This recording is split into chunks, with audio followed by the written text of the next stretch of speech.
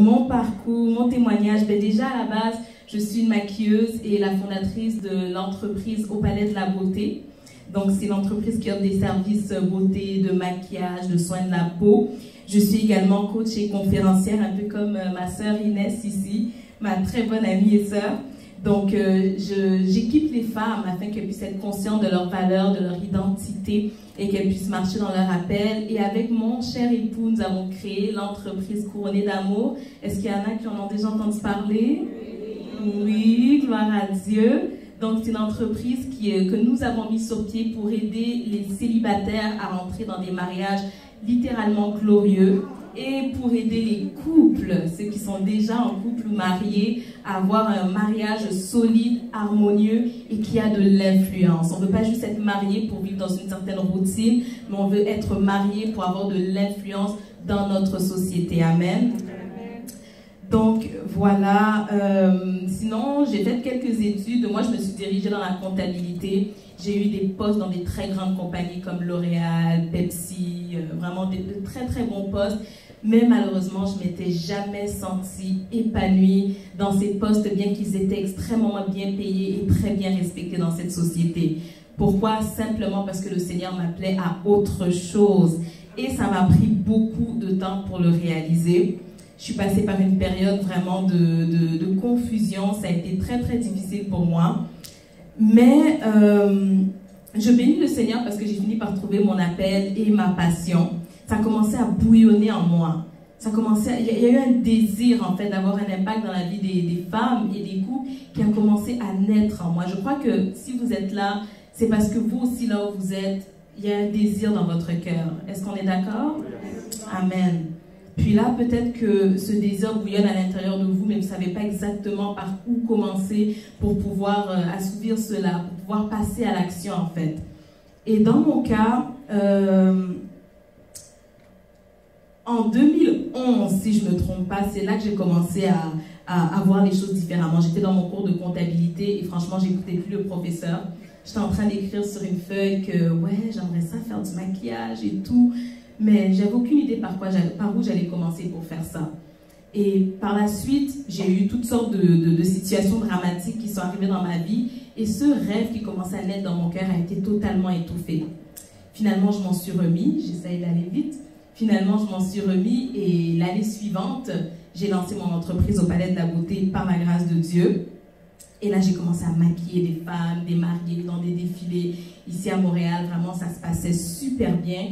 Mais il est arrivé un moment où je sentais que je pouvais avoir un impact encore plus profond dans la vie des femmes. Je sentais que juste les maquiller, donc s'occuper de l'extérieur, n'était pas suffisant.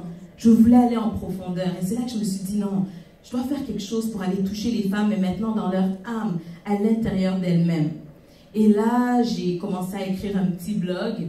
Donc, j'écrivais mes expériences personnelles, tout ce qui m'a aidé à pouvoir grandir dans mon estime de soi parce que j'étais vraiment quelqu'un qui me trouvait extrêmement pas belle. Je me regardais, je me disais, mon Dieu, je ne corresponds pas aux critères de beauté de ce monde, donc je ne suis pas belle, je ne suis pas capable. J'ai été tellement dépressive dans beaucoup de moments de ma vie. Et au travers de ce blog, en fait, je voulais vraiment partager comment est-ce que je m'en suis sortie avec le peu que j'avais. Et même au niveau des relations amoureuses, là, par la grâce de Dieu, je suis mariée à un homme extraordinaire, mais je suis passée par des relations vraiment malsaines et je voulais partager avec les jeunes femmes qui me suivaient comment est-ce que je m'en étais sortie. Et c'est ça, donc j'ai créé des talk shows sur YouTube, vraiment j'ai fait tout plein de choses.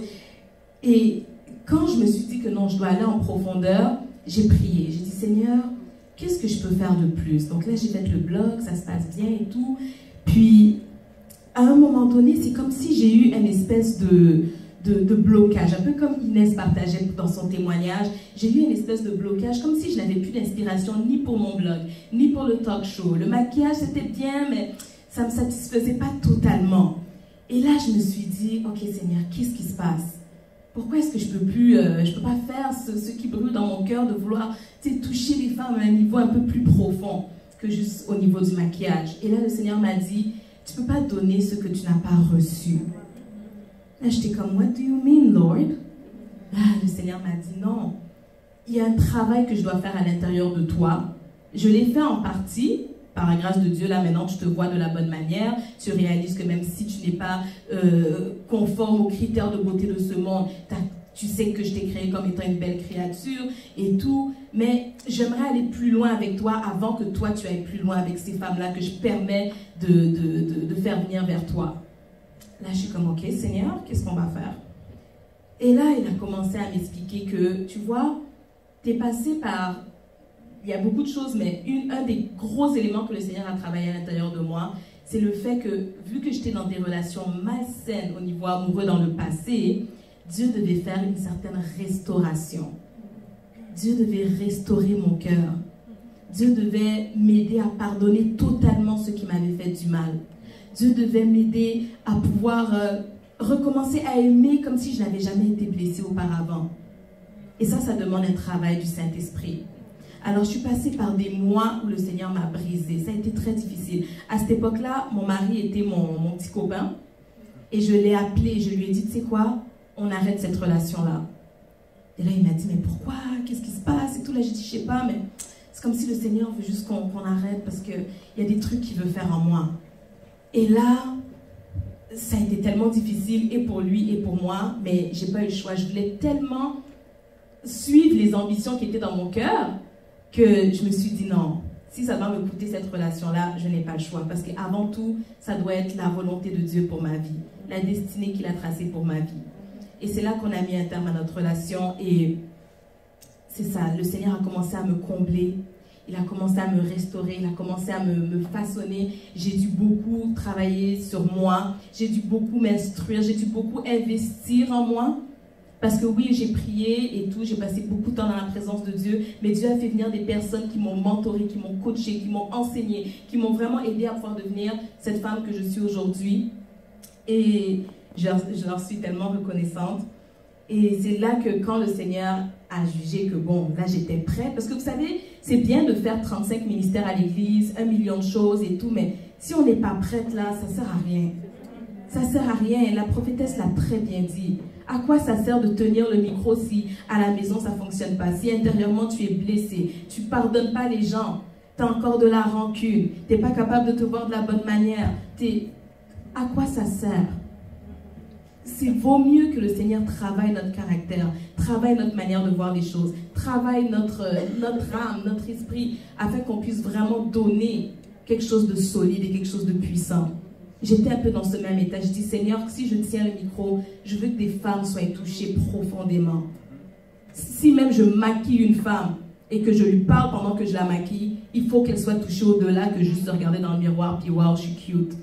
Il faut que ce soit au-delà. C'est ce que je me suis dit. Et j'ai dû laisser le Seigneur faire un certain travail. Donc je ne faisais plus rien. J'étais vraiment à la maison. J'étais en fait en mode, je dois être enseignée. Et ensuite, finalement, le Seigneur m'a fait la grâce de recevoir tout ce qu'il avait prévu pour moi. Et là, je suis revenue en force. J'ai fait mes premières conférences à Montréal. Et la première conférence que j'ai faite, c'est tellement drôle parce que c'était une conférence beauté où je voulais enseigner aux femmes comment se maquiller, etc. Puis j'ai mis une petite partie un peu développement personnel qui parle de la beauté intérieure, tout ce qui est à l'intérieur de toi qui doit être travaillé afin que ta beauté soit davantage révélée.